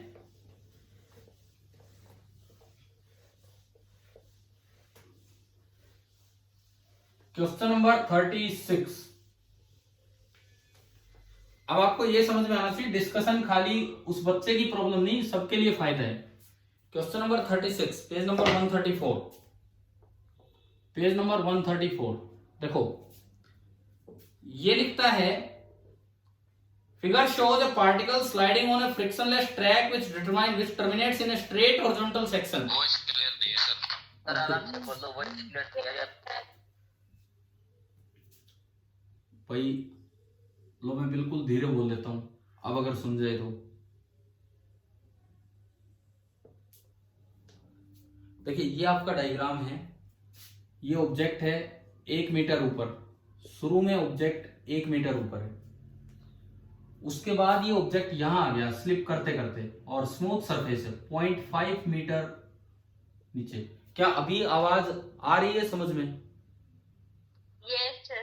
Yes, sir. ठीक है, तो मैं धीरे बोल रहा हूँ, अब आप सुनिए आराम से। पहले मुझे लगता है यार कई बार धीरे ना सुने इसलिए मैं तेज बोलने लगता हूँ। ये 1 मीटर, ये 0.5 मीटर, इस तरह का काम है। अब क्योंकि स्मूथ सरफेस है, एनर्जी कंजर्वेशन तो वैलिड रहेगा, क्योंकि इस पे एक तो mg लग रहा है वो कंजर्वेटिव है, नॉर्मल लग रहा है वो कोई काम नहीं करता है, और जो फ्रिक्शन है वो है नहीं, तो इसका मतलब मैकेनिकल एनर्जी इज कंजर्व। तो इसने यहां से स्लिपिंग स्टार्ट की है, तो यहां u 0 था, काइनेटिक एनर्जी 0 थी। आप इसको 0 लेवल मान लो, जीपी का 0 लेवल, जीपी का 0 यहां मानो। यहां से यहां एनर्जी कंजर्वेशन लगा के आप स्पीड ला सकते हो, बताओ? यहां से यहां एनर्जी कंजर्वेशन लगा के देखो, इनिशियल पोटेंशियल एनर्जी है mg into 1, initial kinetic energy 0, final potential energy mg into 0.5 and final kinetic energy half m, इसको u ही बोल दो, इसको u बोल दो। यहां से प्रोजेक्टाइल स्टार्ट होगा, इसको हटाओ, हाफ m u स्क्वायर। तो आप बताओ ये u कैलकुलेट हो जाएगा यहां से इस स्टेप में? Yes, sir. और इसके बाद पैराबोला वाला क्वेश्चन है, पूछा है कि कितनी दूर जाके टकराएगा। इसके बाद केवल जो प्रोजेक्टाइल मोशन में आप किया करते थे, केवल जो आप प्रोजेक्टाइल मोशन में किया करते थे वो वाला काम यहाँ कर देंगे। कैसे? देखिए ये यूं जाएगा और यूं टकराएगा, तो ये हमारा एक्स एक्सिस हुआ करता था, ये हमारा वाई एक्सिस हुआ करता था। पहले तो हम नीचे गिरने का टाइम निकालते थे, ये हाइट है 0.5 मीटर, तो यहां गिरने का टाइम तो बनता था, देखो हम दो इक्वेशन लगाते थे, s is equal to U T plus half A T square. एक बार अलोंग एक्स एक्सिस, तो अलोंग एक्स एक्सिस तो बनती थी x बराबर u इंटू टी, और अलोंग वाई एक्सिस बनती थी y बराबर हाफ जी टी स्क्वायर। याद है ना ये पैराबोला? है ना। अब सुनो, इसमें देखो, इस वाले में आप देखिए y हमें पता है 0.5 मीटर नीचे आने में वो टाइम कैपिटल टी लेगा, तो y की जगह रख दो 0.5 मीटर, t की जगह कैपिटल टी, यहां से t निकाल लो। देखो पहला स्टेप एनर्जी कंजर्वेशन से u निकाला, दूसरा स्टेप इस इक्वेशन से टाइम निकाल दो, और तीसरा स्टेप u और t दोनों इसमें पुट कर दो, उससे रेंज आ जाएगी कि कितनी दूर ये जाके गिरेगा। मतलब इन्होंने वर्क एनर्जी को पैराबोला से कंबाइन करके ये सवाल बना दिया। शायद हो जाएगा, अब तो ये समझ में आ गया होगा सभी को। सर आपकी वॉइस बिल्कुल सही है। ठीक है, क्या हुआ, अब भी नहीं सुन रही क्या आवाज? रिपीट कर दो। ठीक है आकाश। देखो सुनो, ऐसा है कि सबसे पहले यहां से यहां एनर्जी कंजर्वेशन लगा के, यहां से यहां एनर्जी कंजर्वेशन लगा के आप यू निकाल लो, इनिशियल स्पीड निकाल लो एनर्जी कंजर्वेशन लगा के। ठीक है, इनिशियल स्पीड जो आएगी यहाँ पैराबोला की इनिशियल स्पीड, उसके बाद जैसे आप पैराबोलिक पाथ पढ़ा करते थे उस तरह से इसको कीजिए। पैराबोलिक पाथ आप जैसे पढ़ा करते थे, एक्स एक्सिस के अलोंग एक्स बराबर यू टी, वाई एक्सिस के along half G T square, और उस तरीके से आप सोल्व कर दीजिए। एक्स वाई एक्सिस के अलोंग वाई बराबर, क्योंकि इनिशियल वेलोसिटी पूरी एक्स में है, वाई में तो है ही नहीं, तो वाई बराबर हाफ जी टी स्क्वायर आपने लगाया, वाई की जगह 0.5 मीटर रखा और टी की जगह कैपिटल टी। इससे आप टाइम निकाल लोगे कि नीचे उतरने में कितना टाइम लगता है, √2h/g। वहां से रेंज आ जाएगा u इंटू टाइम, √2h/g, और u यहां से निकलेगा एनर्जी कंजर्वेशन से। शायद समझ आ गया होगा अभी तो। क्वेश्चन नंबर ये जो था 36। ठीक है, अब एक सुनो यार, सभी समझो, एक कॉमन और एक अच्छा सा सवाल था ये जो आया था, लगभग ऐसा ही सवाल है क्वेश्चन नंबर 37, लगभग ऐसा ही। ये हर्षित आपने पूछा था 37, बिल्कुल ऐसा ही है। सबसे पहले ए से बी लगा लो एनर्जी कंजर्वेशन। बुक है ना आपके पास, बुक तो खोल रखी होगी आप लोगों ने। ठीक है, क्वेश्चन नंबर 37 में कुछ अलग नहीं है। पहला स्टेप एनर्जी कंजर्वेशन और दूसरा स्टेप काइनेमेटिक्स, जैसा इसमें हुआ सेम वही काम उसमें है। पहला स्टेप एनर्जी कंजर्वेशन, आपने एनर्जी कंजर्वेशन लगा के उसकी स्पीड निकाल ली कि जब वो नीचे उतरा, क्योंकि कोई फ्रिक्शन नहीं है इस पे, तो एनर्जी कंजर्वेशन लगा के जीपी 0 यहां मानी, ये हाइट उसमें कितनी दी गई है क्वेश्चन नंबर 37 में 1 मीटर ही, तो जीपी 0। तो देखो काइनेटिक एनर्जी इनिशियल है 0, पोटेंशियल एनर्जी इनिशियल है mgh, काइनेटिक एनर्जी फाइनल होगी हाफ mu², अब इनिशियल स्पीड अगले मोशन की, और पोटेंशियल एनर्जी फाइनल होगी 0। लगा दोगे एनर्जी कंजर्वेशन क्योंकि कोई फ्रिक्शन नहीं था इस पे। ठीक है, हम अगर वो कंडीशन चेक करें, नॉर्मल वर्क नहीं करता है, और mg कंजर्वेटिव है, तो इसलिए एनर्जी कंजर्वेशन से u आ जाएगा √2gh। इसके बाद पूछा ये है इस सवाल में, क्या पूछा है, कितनी दूर रुकेगा। हाँ, कि रफ सरफेस पे फ्रिक्शन कोएफिशिएंट आपको दिया है, तो भाई फ्रिक्शन वाले चैप्टर में मैंने आपको पढ़ाया था कि जब एक फ्रिक्शन वाली सरफेस पे चलेगा तो इस पे काइनेटिक फ्रिक्शन होगा, जिससे पीछे की तरफ रिटार्डेशन होता है, तो नेगेटिव एक्सेलरेशन काउंट होगा, क्योंकि आगे वाली डायरेक्शन आप पॉजिटिव मानते हैं। ये ध्यान है ना आपको, -μk/g। भाई काइनेटिक फ्रिक्शन लगता है μ/n, तो μk/n, n बराबर होगा mg, तो μk/mg, तो एक्सेलरेशन होगी मास से डिवाइड करेंगे तो -μk/g, ये आपकी एक्सेलरेशन होगी। अब इनिशियल स्पीड है u, फाइनल स्पीड है 0, रिटार्डेशन ये, आपको ये s निकालना है कि कितना है, तो आपने इक्वेशन लगा दी v² = u² प्लस की जगह माइनस हो गया 2 × a की जगह μk/g और इंटू s। तो यहां से अगर आप s देखते हो तो s आ रहा है u²/2a, यही आपका, या 2 μk/g, और अगर आप u² की वैल्यू पुट करें तो 2gh है, तो 2gh/2 μk/g, g से g गया, 2 से 2 गया, आ रहा है h/μk।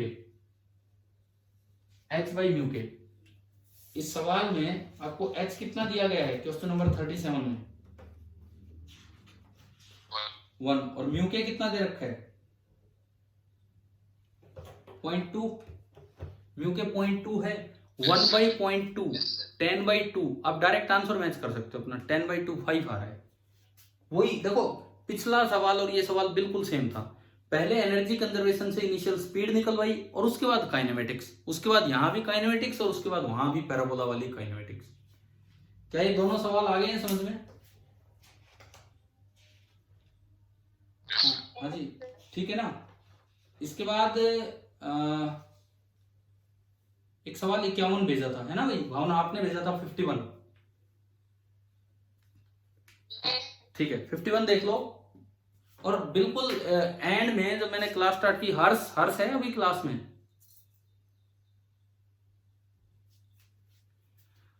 हर्ष बच्चा है क्या क्लास में? एक डाउट, पता नहीं कौन सा उन्होंने लिख के भेजा था, कौन सा ये लिखा था। चलो कोई नहीं, पता नहीं वो नहीं। चलो एक एक क्वेश्चन को हर्ष ने भेजा था, मुझे क्वेश्चन नंबर याद नहीं है कौन सा लिखा था, जस्ट क्लास स्टार्ट हुई तभी। अब 51 पे हम आते हैं। 51 देखिए, 1 और मैं आपसे ये कहूंगा 51 से भी एक अच्छा सवाल 50 है। 51 तो आसान सा है, मैं करवा रहा हूँ। जिस बच्चे ने भी 50 ट्राई नहीं किया 50 जरूर करे, कल की क्लास में हम वो डिस्कस करेंगे। 50 एक अच्छा सवाल है, अगर आपने नहीं ट्राई किया है तो जरूर कीजिए, HCV के क्वेश्चन तो कीजिए एटलीस्ट।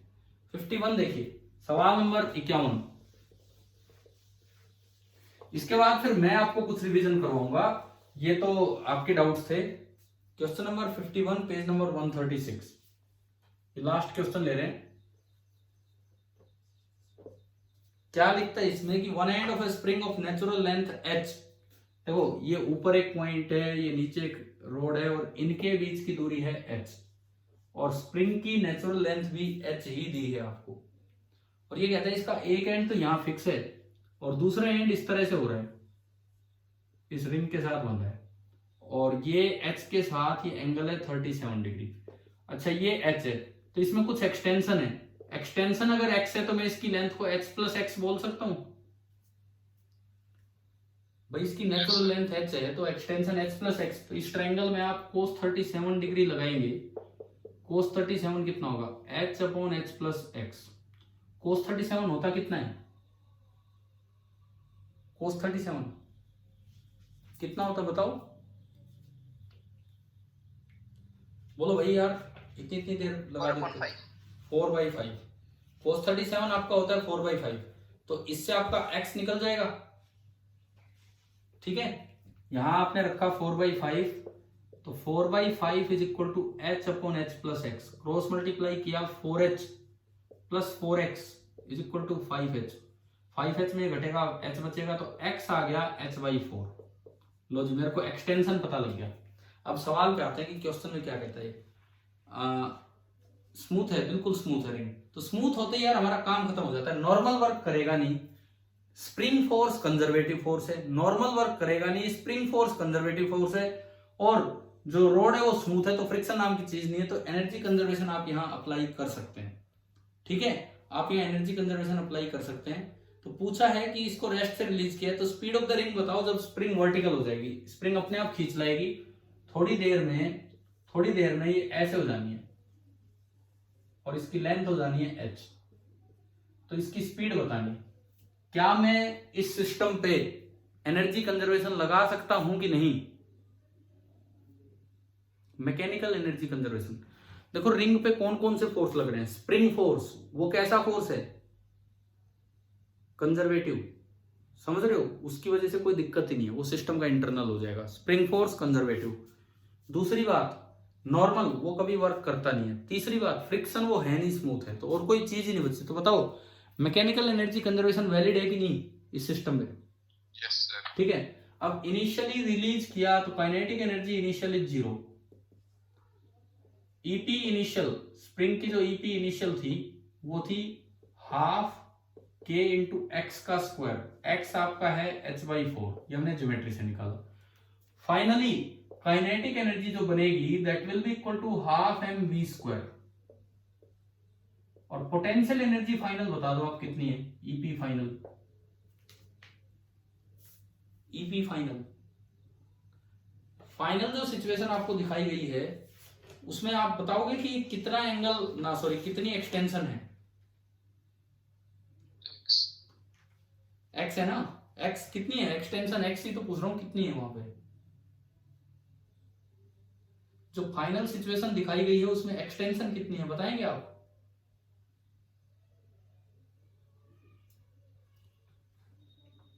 अरे यार, क्या ये स्प्रिंग अपनी नेचुरल लेंथ में नहीं है बाद में? क्या ये स्प्रिंग अपनी नेचुरल लेंथ में नहीं आ चुकी है क्या इस वक्त? एच ही तो थी उसकी नेचुरल लेंथ। Yes sir. तो कोई एक्सटेंशन कोई कंप्रेशन नहीं है, तो ईपी फाइनल कितना होगा? 0। तो आपने एनर्जी कंजर्वेशन लगाया, इनका सम बराबर इनका सम, 0 0 हट जाएंगे, हाफ हाफ कट जाएंगे, तो एम वी स्क्वायर बराबर आया के इंटू एच बाई 4 का स्क्वायर। एम को नीचे ले आओ, स्पीड चाहिए तो आप अंडर रूट ले लो, तो एच बाई 4 बाहर आया। एक बार अपना आंसर मैच कर लीजिए आप इसका, तो आ ही गया इस तरह से। तो आज जितने भी सवाल पूछे जा रहे थे सारे कहीं ना कहीं एनर्जी कंजर्वेशन पे बेस्ड है। एनर्जी कंजर्वेशन ये नहीं लगता तो भाई वर्क एनर्जी थ्योरम हम लगा लेते हैं। अब मैंने कहा ये मैंने 51 करवा दिया, 50 जरूर आप करें, और 52 से 64 तो सारे वर्टिकल सर्कुलर मोशन पे आप देख लेंगे, हो जाएंगे आपसे। नहीं कर रखे हैं तो जरूर करना, ठीक है? कल तक कर लेना ये भाई। एचसीवी तो एचसीवी के 2 चैप्टर रिवाइज कर जाओ, एचसीवी के 2 चैप्टर रिवाइज कर जाओ, आपके अच्छे नंबर आ जाएंगे अगर इतना भी काम कर लोगे तो। चिप पेपर कहीं से भी बने, कौन से 2 चैप्टर? क्या मैंने इसका एक एक सवाल करवा दिया आपको? आपके डाउट ही डाउट लिए थे उस समय, सर्कुलर मोशन है ना? लेकिन रिवीजन करके जाना, प्लस वर्क एनर्जी पावर, क्योंकि इसमें बहुत अच्छे सवाल हैं। उस तरह के बाउल वाले सवाल भी थे, ठीक है, उनके रिजल्ट्स भी थे। अब मैं थोड़ा सा रिवीजन पे आता हूं। देखिए, हम आज और कल आप अपने और डाउट्स भेज देंगे और हम ये डिस्कस करेंगे क्लास के दौरान ही। वैसे लिए जाएंगे तो वैसे ले लेंगे। और अब हम थोड़ा बहुत डिस्कशन पे आते हैं कि भाई डिस्कशन मीन्स पीछे का रिवीजन करने की तरफ आते हैं। देखो, मैंने आपको कहा था, कई दिन पहले भी कहा था, जब सर्कुलर मोशन खत्म हुआ था तब मैंने कहा था कि हर चैप्टर के अपने एंड में एक शॉर्ट नोट्स बनाया करो। हाँ जी, बोला होगा ना उस समय, जिसमें केवल फॉर्मूले या पॉइंट्स। मैंने लास्ट ईयर बच्चों को जब जब बोला, मेडिकल बी वाले स्टूडेंट्स को, तो पिछली जो 12th है मेरे पास मेडिकल सेक्शन है, मेडिकल बी, मैंने जब जब बोला उन्होंने वो बनाए और उन्होंने दिखाए। तो इवन चैप्टर मान लो 30 पेज में आ रहा है तो 7-8 पेज में जाके तो पॉइंट्स इकट्ठे हो रहे थे। यूं नहीं है कि 2 पेज में खत्म हो रहे हैं, और वो रिवीजन के टाइम काम आते हैं। अब देखो, अब सर्कुलर मोशन आपका सिलेबस है इस टेस्ट का, तो ये भी आता होगा, कोई ये नहीं कह सकता कि ये नहीं आएगा। क्या हमने आपके इसके अलग से टेस्ट लिए थे काइनेमेटिक्स ऑफ सर्कुलर मोशन के? लिया था ना टेस्ट शुरू में? हाँ, तो ये भी आता होगा, आप ध्यान देना इस पे, काइनेमेटिक्स ऑफ सर्कुलर मोशन। अच्छा, दूसरी बात, ये जो काइनेमेटिक्स ऑफ सर्कुलर मोशन वाला पार्ट है, इसमें एक बड़ा स्पेशल केस है जहां अल्फा कांस्टेंट होता है। बड़ा स्पेशल केस है जहां अल्फा कांस्टेंट होता है। जब अल्फा कांस्टेंट होगा तो उसमें क्या होगा, सुनिए। जब अल्फा कांस्टेंट होगा तो वहां पे 3 इक्वेशंस थी, नहीं 4 इक्वेशंस थी। पहली equation omega is equal to omega initial plus alpha into T. याद आ गया किससे लिखा है ये? v equal to U plus A T से। दूसरी equation theta is equal to omega initial into T plus half into alpha into T square. तीसरी equation omega square is equal to omega initial square plus 2 into alpha into theta. याद आ रहा होगा ना ये कौन सी इक्वेशन है?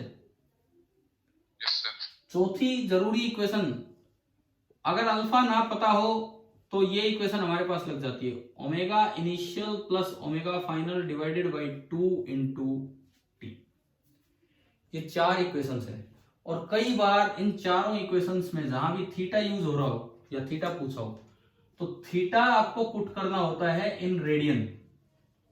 In radian अगर कहीं, देखो सबको देने के अलग अलग तरीके, थीटा देने के बजाय उन्होंने दे दिया नंबर ऑफ रिवॉल्यूशंस, मान लो n है, तो आप बताओगे थीटा कितना लेना होगा इक्वेशन? या मैं तो बहुत धीरे बोल रहा हूँ, बहुत धीरे। इससे धीरे बोलूंगा तो मैं ये जो रिकॉर्ड कर रहा हूं इसमें ये आवाज नहीं आएगी, फिर मैं तो बिल्कुल धीरे धीरे बोल रहा हूँ। रुको तो यार, क्या करें, फिर से नेटवर्क चेंज करके देखें क्या?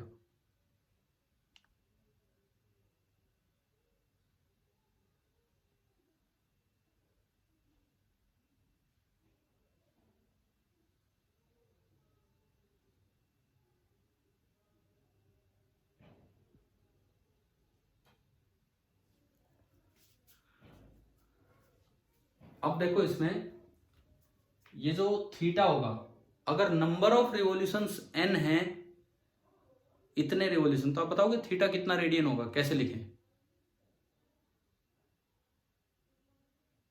नंबर ऑफ रिवॉल्यूशंस अगर n है तो थीटा कैसे लिखें हम?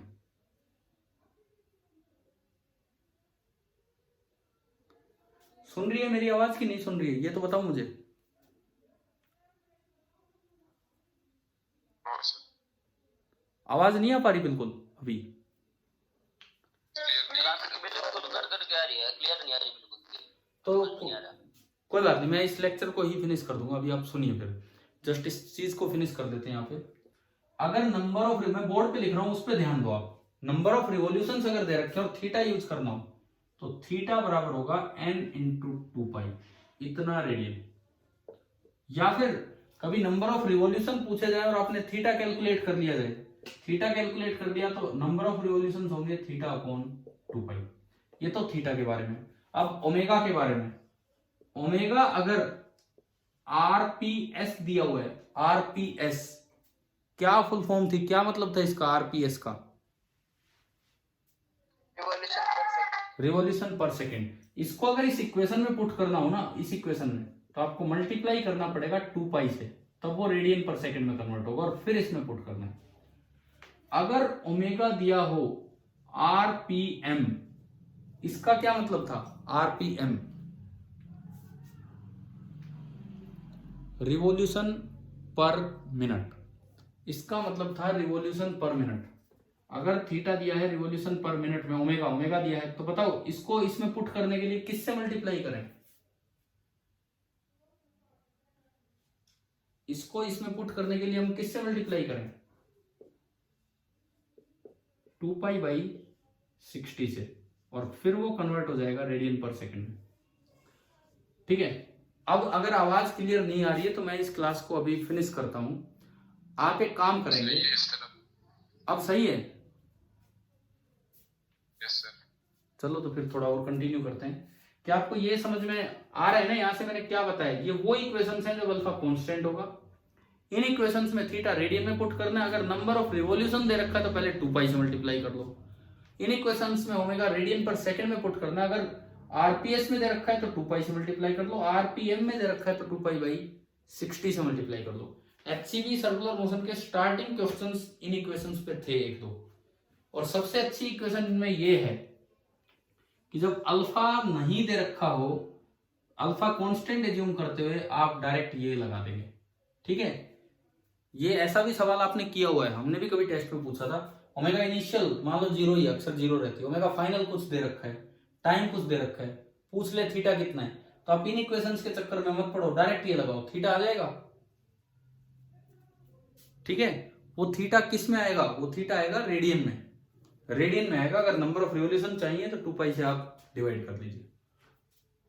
ठीक है भाई, आप देखिए इसके बाद सुनो, आप रिवीजन के नाम पे ना, ऐसा नहीं है कि जो क्वेश्चंस कर लिए उनको रिवाइज ही नहीं कर रहे हैं। कम से कम एक काम तो जरूर करेंगे, एचसीवी सर्कुलर मोशन के ऑब्जेक्टिव और कुछ सब्जेक्टिव जो आपको डाउट थे, जिनमें आपने स्टार मार्क लगाया हो, जो आपने पूछे हो या मैंने डिस्कस करवाए हो, एटलीस्ट सारे ऑब्जेक्टिव, थोड़े से ही तो ऑब्जेक्टिव उसमें, और प्लस सब्जेक्टिव, ये रिवाइज करेंगे।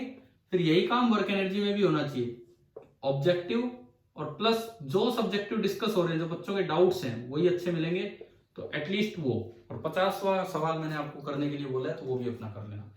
अच्छा, अब मुझे आप ये एक बात बताओ, मैं बेंडिंग ऑन रोड वाले काम पे आता हूं। सपोज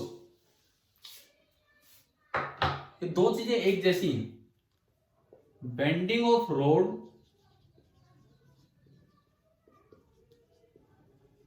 या फिर रिवॉल्विंग बाउल, बिल्कुल एक जैसे हैं, बिल्कुल एक जैसे।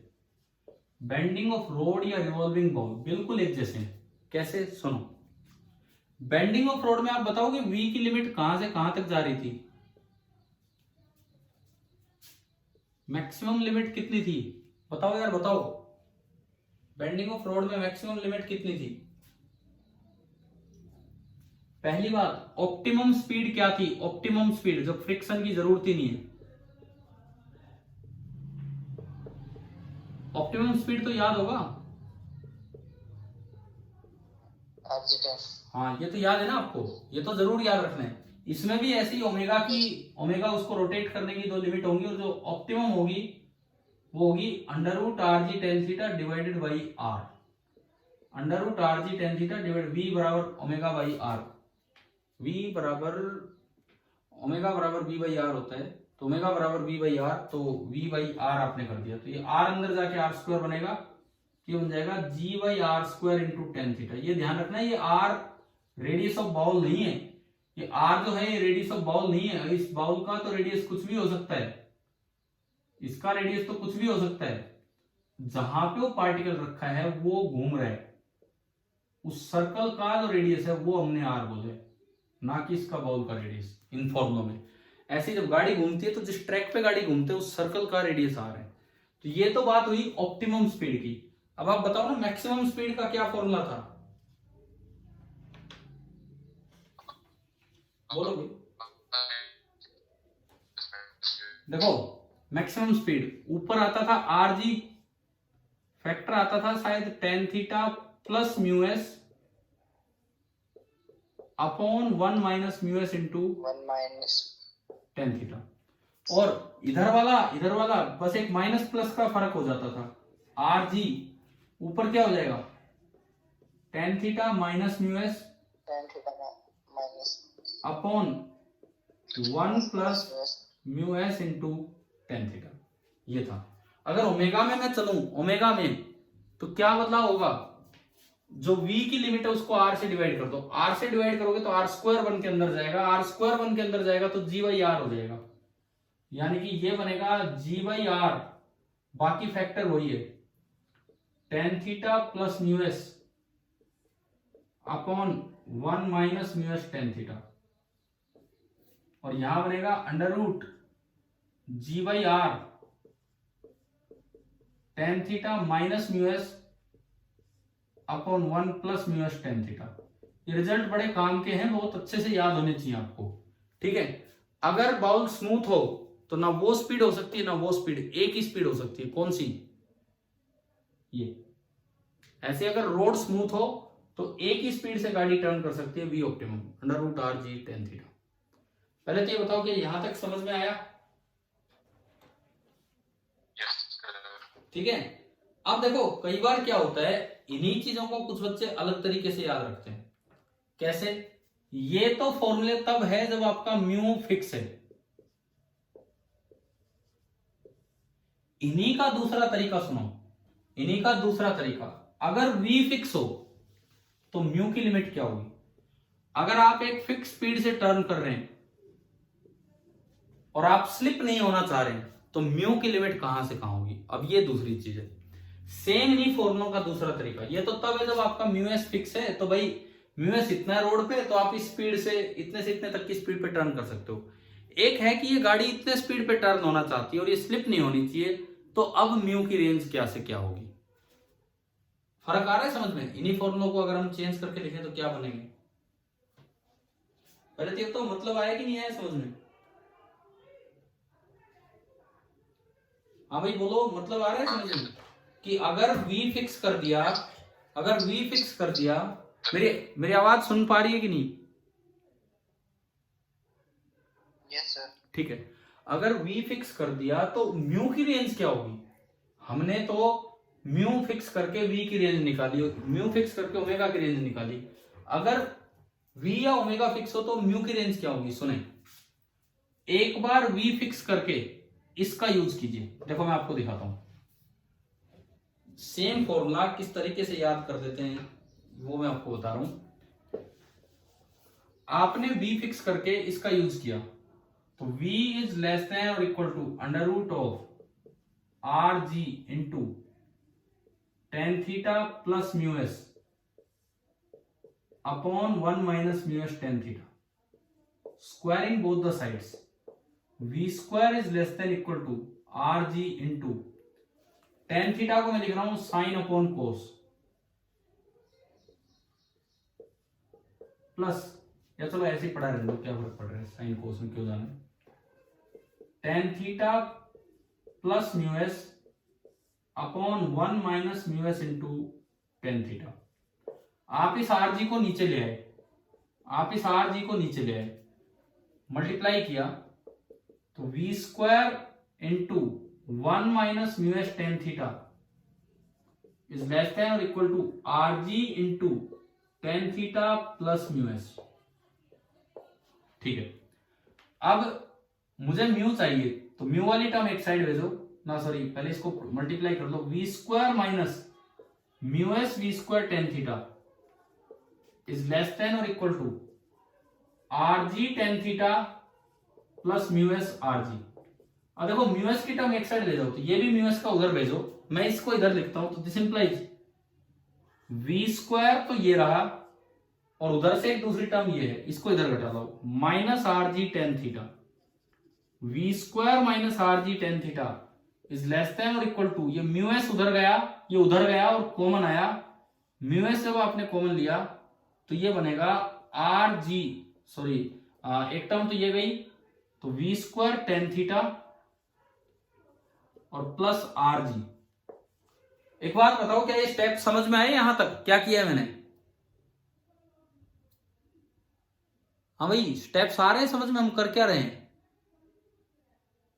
अगर v फिक्स कर दिया तो मैं म्यू एस की रेंज निकालू। मैं एक बार इस इनइक्वालिटी को लेके चला, यहां आ गया, यहां से आप इसको नीचे ले आओ, इसको नीचे लाओगे तो आपको पता लगेगा कि mu s is greater than और equal to v square minus R G tan theta upon we square tan theta plus R G. ये बताओ ये म्यू की मिनिमम वैल्यू आ रही है कि मैक्सिमम वैल्यू आ रही है? ये म्यू की मिनिमम वैल्यू आ रही है कि मैक्सिमम आ रही है for a particular V? Mu या तो इतना हो या इससे बड़ा हो, बताओ।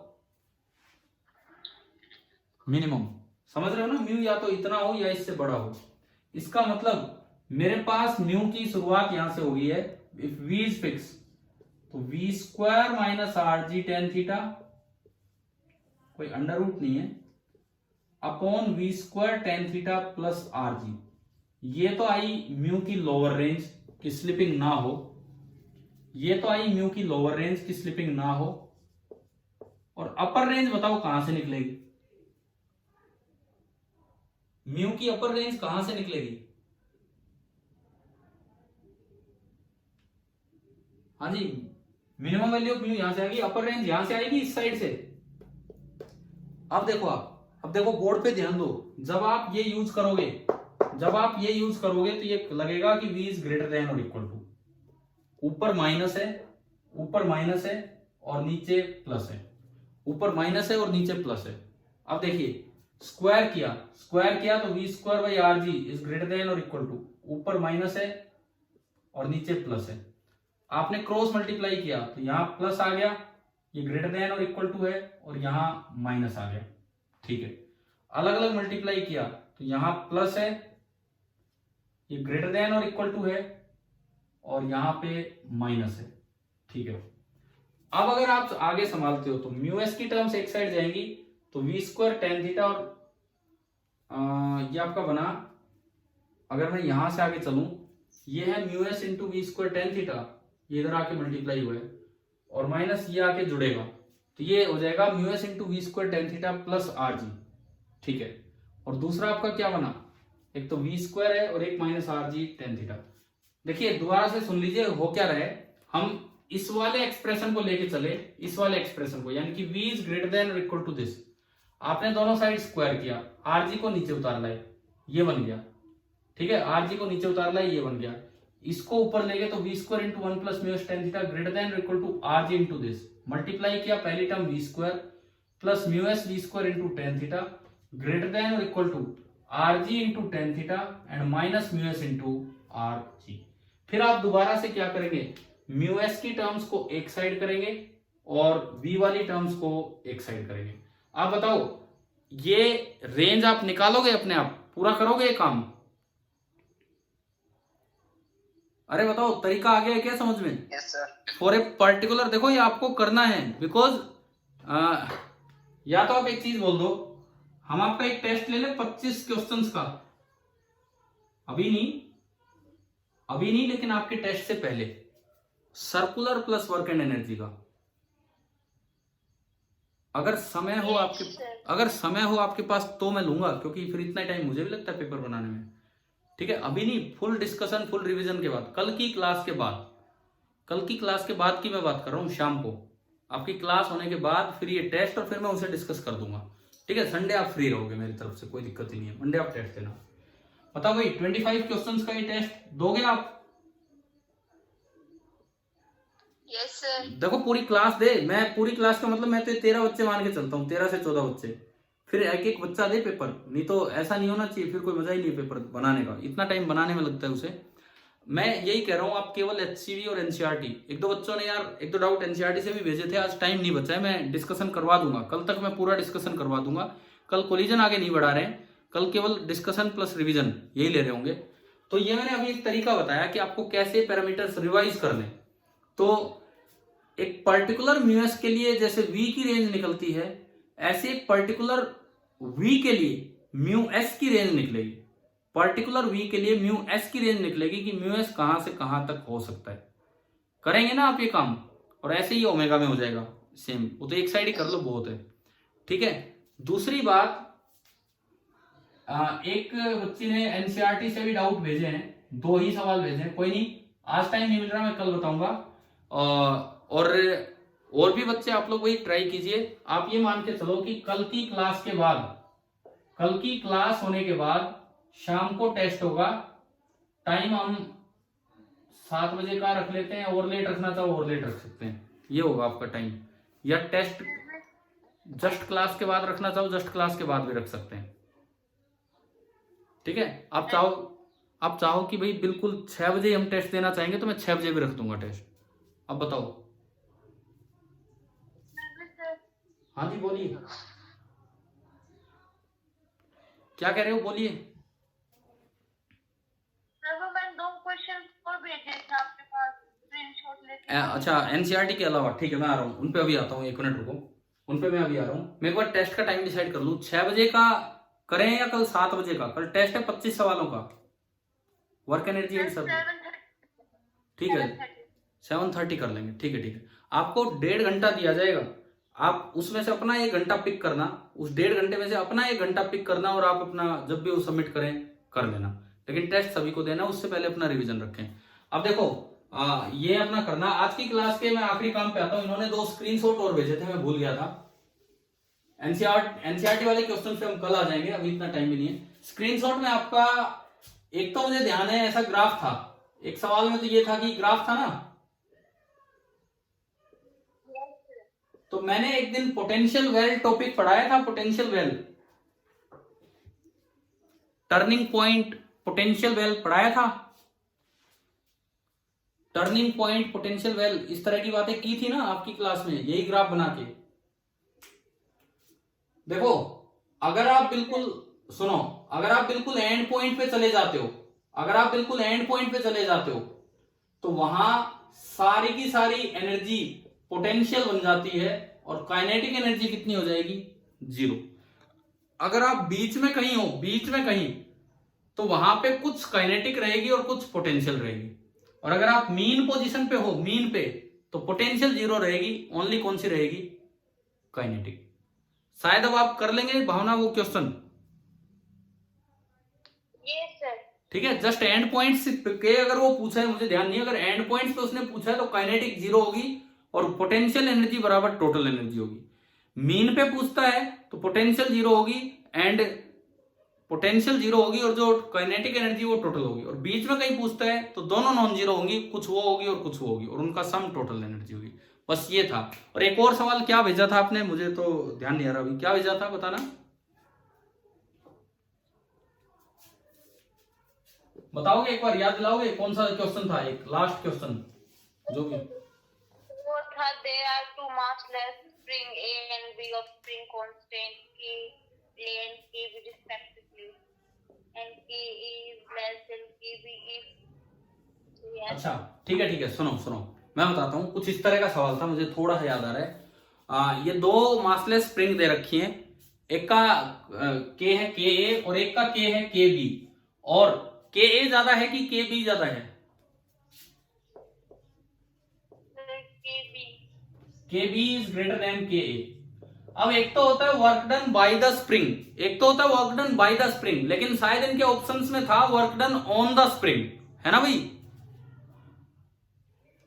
आपके ऑप्शंस में work done on the spring का जिक्र हो रहा है कि work done by the spring का?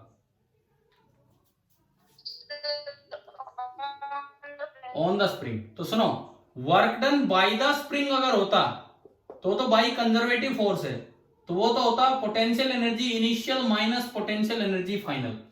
तो अगर work done on the spring लिखना हो, ऑन द स्प्रिंग, तो आप इसको नेगेटिव कर लीजिए, यानी कि you final minus you initial. चारों ऑप्शंस में अगर मान लो नेचुरल लेंथ से स्टार्ट हो रहा है तो यू इनिशियल 0, एक्स खींच दिया या एक्स दबा दिया तो यू फाइनल हाफ के एक्स स्क्वायर।